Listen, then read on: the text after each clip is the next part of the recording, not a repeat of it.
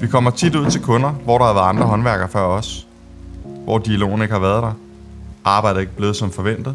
Det er måske ikke blevet færdigt til den aftalte tid. Derfor synes vi, det er fedt at forvente deres dårlige oplevelse med noget positivt, når vi går i gang. Mit navn er Alexander Thomsen. For 12 år siden startede jeg De Danske Malere med det formål at få samlet nogle af de bedste håndværkere inden for markedet.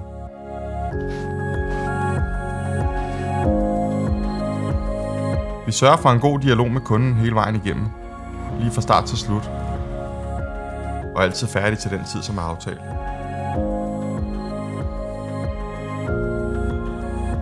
Det er utrolig vigtigt for os at levere et godt resultat hver gang,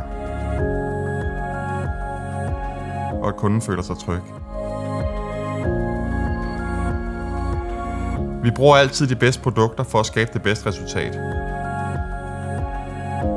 Vores slogan er kvalitet frem for kvantitet, og det lever vi op til.